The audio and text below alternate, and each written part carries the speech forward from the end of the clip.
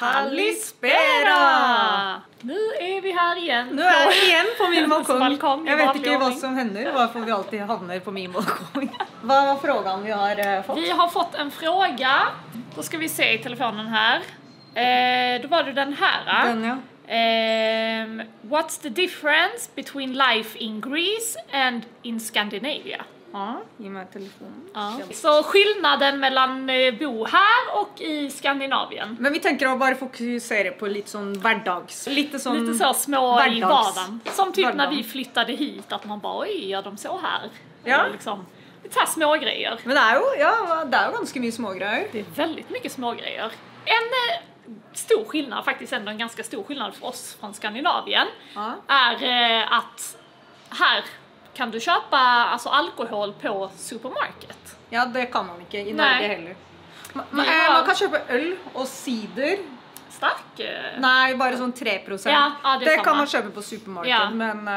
Men ja, vi har något i Sverige som heter Systembolaget. Vi har Vinmonopolet som är sån en egen butik. Ja. För bara liksom alkohol. Ja, öl, där må man liksom stark sprit, ja. Och det är så allt. Den butiken stänger ju tidigare än allt annat. I vart fall på lördagar så stänger det ju klockan 3. Ja. Och på söndagar är det inte ens öppet, va? Nej, där är det. Så hvis man ska ha alkohol i helg i Norge eller Sverige då, man... Och plus att det stänger typ så här klockan 7 på vardag. Ja, det så det är väldigt så här, man måste verkligen planera. Ja, hvis du jobbar så räcker det ju nästan inte att gå och handla där. Ja, så du må faktiskt planera långt i förväg hvis du ska dricka vin. Jag minns att jag ibland gick liksom på lunchen på jobbet till Systembolaget för att liksom... Och man följde sig så dumt stänga sen. Kom tillbaka på jobb med en påse med sprit. Men vad ska man göra? Det... Och du kan liksom inte så här ha en spontan middag och bara, oj, jag har inget vin hemma. Nej. Sånt går inte. Det må planeras. Medan här kan du bara gå till en liten kiosk och överallt. Inte sant? Så det är faktiskt en väldigt stor skillnad. En annan liten jag bara kom på nu, det är ju att i Hellas kan man ju inte kasta papir i do. Det kan man i Norge och Sverige. Du kan kanske i Aten. Jag gör det hemma här, men alltså Aten är väl lite bättre så här, vad heter det, de här rören. Ja, det är öarna och såna små akkurat också. Där kan vi inte kasta. Nej, små byar och öar. Och alltså på jättemånga ställen i Aten när vi går ut på barer och sånt så står det ju don't throw paper in the toilet. Så det är väldigt gamla rör eller det är lite annoying. Det kan vara lite annoying. Men sån är det. Ja, man vänjer sig. Sen är det så alltid när jag kommer hem till Sverige så är det så, oj. Alltså man blir helt så när jag går på do i Norge. Oj, vad ska jag lägga pappren? Man blir förvirrad. En annan ganska rolig sak här. När det snöar, alltså bara några flingor. Så stänger där är det total kaos. Där är det lite snö så är det. Stänger och folk behöver typ inte gå till jobb. Ja, för de har ju inte, jag vet, eller de kanske har, men det är inte så många som har såna vinterhjul. Ja, så där får glatt att köra så folk kommer säkert på jobb. Ja, det är faktiskt, där är det helt kaos. Och det är inte så att det behöver vara mycket snö utan några flingor räcker. Ja, det är lite som ska till liksom. Då är det så, imorgon är skolorna stängda på grund av snökaos och man ser inte ens någon snö liksom. När man tittar ut, man bara, det är sån här, okej. Vi hade faktiskt massa snö här i vinter på balkongen. Ja, det var jättemycket snö förra året. Ja. Då var allt stängt. Då var allt stängt. Inte allt, men mycket var stängt. Nu kom jag på något annat då. När jag först var inne på badet. Jag tänkte sån, vann också är det ett problem här någon gånger. För det är inte alltid man har varmt vann. Varmt vann kan vara... Ja, antingen så måste man ju sätta på den här termostaten. Eller så har man som vi har som på taket som... Solceller. Ja, som glassgrejer som värmer upp. Från solen. Ja. Så det är i alla fall bra att det har vi också, Men på vintern... Ja, hvis ikke det är sol, då har vi inte varmt vann. Då har vi skruv på den där brytaren. Alltså det där är liksom typ på kvällen på vintern när man så här vill tvätta bort sminket och sånt, då får man ju göra det i iskallt vatten. Ja, och det är kallt. Så man får ju en riktig sån här, och så ska man gå och lägga sig, man blir ju helt pigg efter det liksom. Apropå det, en liten weather-rapport, det är faktiskt lite kallt. Alltså det är kallt idag. Det är kallt alltså. Idag är det kallt. Vad har vi nu? Kanske typ 18? Ja, men det ska bli varmare igen från helgen till helgen. Jag såg också det. Det ska bli typ 30 grader igen. Då kan man dra på stranden. Ja. Jag är helt på bad idag. Jag är liksom, allt jag kommer på är ting från tvåan. Men en annan ting, laundry också. Sån, I Norge I hvert fall, der har vi sånn, I boligene, så pleier, hvis du bor I en apartment, og du ikke har vaskemaskin, så pleier boligene å ha sånne apartment, sånne egne laundry room, så du bare går og skriver for eksempel, ok, jeg trenger den 2:00 I morgen, og så, and it's yours, så kan du bare gå, så du bare trenger egentlig ikke vaskemaskin. Så det inngår liksom I din lägenhet? Altså det jo diggest å ha egen vaskemaskin, men det sånn, hvis man student eller nylig flyttet ut og ikke har så god råd, så det jo genialt. Ja. Her det vel mer sånne... Her finns det ju många såna här små laundry... butikker, liksom. Ja, man går du går dit med din tvätt och så betalar du. Det sånn I USA også, har jeg sett på sånne filmer på Netflix, så går det sånn, henter, Så betalar man några euro säkert och så lägger man in I maskinen. Och sen går man och hämtar det efter några timmar typ. Ja.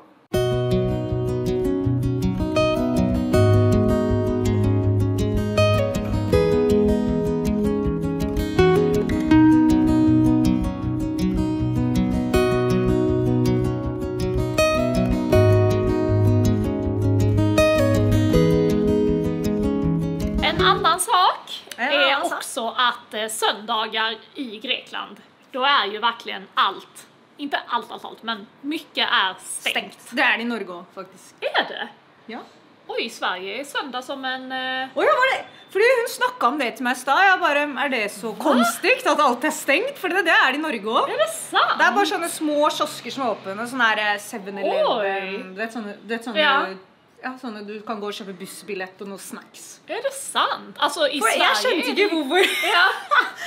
Det fattar jeg, og jeg bare, oi, det en stor skillnad. Ja, ok, da var det en stor skillnad fra Sverige da. Ikke fra Norge, fordi det precis det samme. I Sverige så har en søndag blivit typ exakt som en lørdag. Ja, men jeg vet, for det veldig mange norske som faktisk kjører fra Norge og til Sverige for å handle kjøtt og alkohol og sånn, og tobakk, for det mye billigere.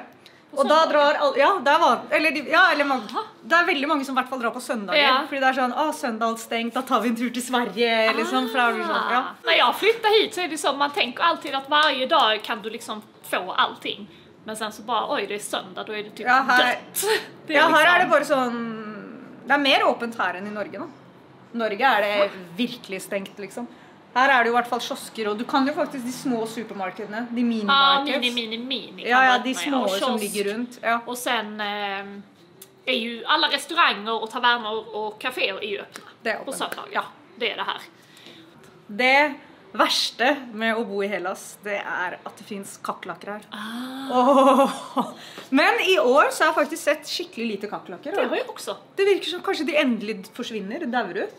En annan sak här som lite skillnad också att här finns det ju alltså pharmacies överallt. Ja, det var, husker ikke den Moscato-videoen vi viste jo? Ja. Det pharmacies överallt. Ja, alltså typ varenda litet hörn så har du ett pharmacy. Ja, det väldigt bra. Farmakeo. Det väldigt bra. Ja. Och också kiosker.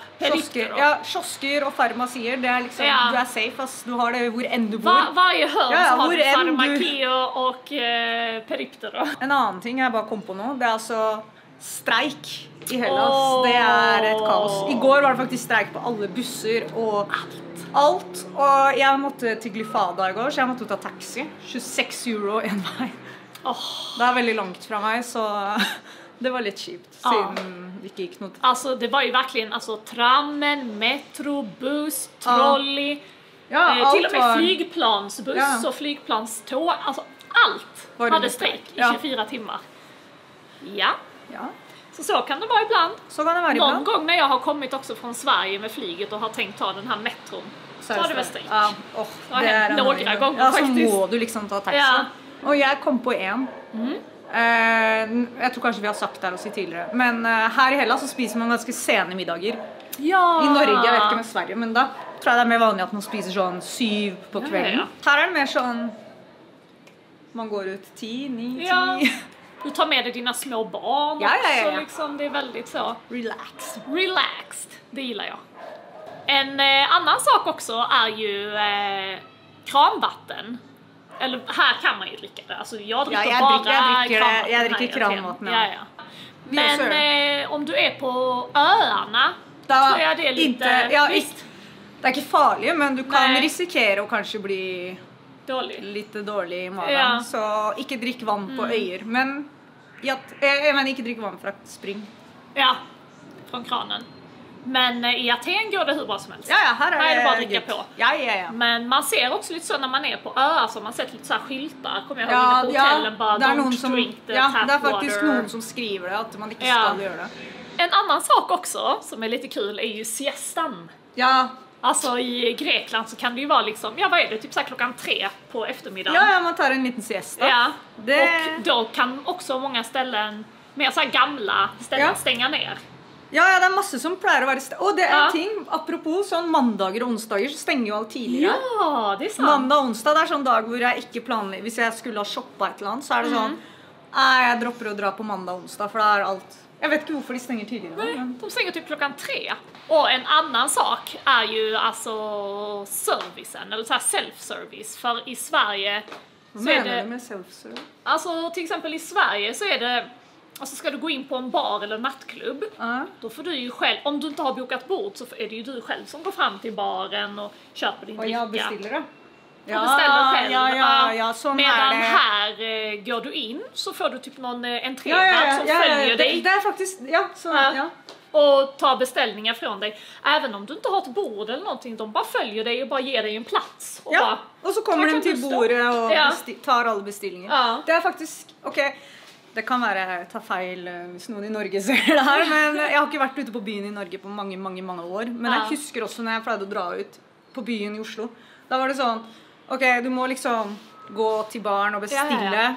Gå og sette her. Varje beställning liksom. Det är ingen som kommer och liksom bara passa på oss. Ja. Och det är samma sak visst är sån ändå, det vet jag inte. Det är samma sak också på kaféer till exempel. Alltså här, om du ska bara gå och ta en kaffe, då sätter du ju dig på ett bord och så väntar du där på någon. Exakt. I Sverige är det absolut inte så. Då går du och köper din kaffe och hittar ett bord. Här i Hellas så kan du faktiskt bara gå in på en app som heter eFood och så bara bestilla en kaffe. Och de kommer med, kanske du må ha 2 kaffer, jag vet inte. Men de kommer, nej, du kan ha en. Kommer och levererar på dörren. Det är inte några extra kostnader liksom. Ja. Och det är inte heller bara eFood, utan du kan ringa kaféerna också. I Norge så tror jag liksom, om du hade ringt ett bakeri och sagt jag vill ha en kaffe delivered. Eller så skulle de ta typ 10 euro för leverans. Ja, leveransen i sig själv är ju dyrare än pizzan och kaffen eller Här betalar du inget extra för delivery. Nej. Alltså du beställer en kaffe för 2 euro och så kommer någon till dörren och knackar med din lilla kaffe. Till 2 euro liksom. Till 2 euro. Det hade aldrig skett i Norge. Men jag tror inte det är så många kaféer som levererar kaffe. Jag tror inte det är så många som beställer kaffe i Norge. För i Norge dricker ju alla den där... Drinkkaffe. Ja, filterkaffe. Och det har man ju hemma så man lagar det. Exakt. Det är inte något du beställer. Här är det ju liksom Freddo cappuccino, Freddo espresso. Ja, här är det ju frappe och allt som alla dricker hela tiden. Och det är bara liksom, hej jag vill ha en sån. Och så kommer delivery på en liten moppe. Ja. Det har vi inte i Norge faktiskt. Där är det bara delivery i bilar. Scooter och sånt är det inte så mycket av det. Nej. Men här är det ju mycket lättare när du bor i Aten. Alltså där, på grund av att det är så mycket trafik här så är det så. Du ser ju de som har scooter, de bara det går ju så alltså, det går så snabbt. Så easy och parkering, det är vanskligt att finna parkeringar. Där är också en skillnad faktiskt med parkeringen. Ja. Alltså i Sverige får du typ inte stå någonstans. Nej, det är samma med Norge. Alltså, det är sån det kan vara gator helt tomma på bilar och man bara, varför parkerar ingen här? Men då är det någon skylt att man får inte parkera där, så då är hela den gatan tom liksom. Ja, det är sant. Här finns det plats och du inte blockerar en sån där där det står no parking. Då ställer du det. Här kan du till och med stå på trottoarerna. Ja, det är bara att ställa dig. Det har vi ju visst. Det finns ju inga böter här om du inte står riktigt galet. Ja, då kan du få böter. Du stå riktigt galet. Men i Sverige, där får du böter. Som snabbt. Nu kommer lille F igen. Hon är som en papegöja. Hon får vara med på varje avsnitt när vi är här. Så, men tack för att ni kollade och checkade spörsmålet. Ja. Så bara skicka mera frågor till de här after hour avsnitten. Ja. Och så ses vi om några dagar igen. Yes. Kalinista!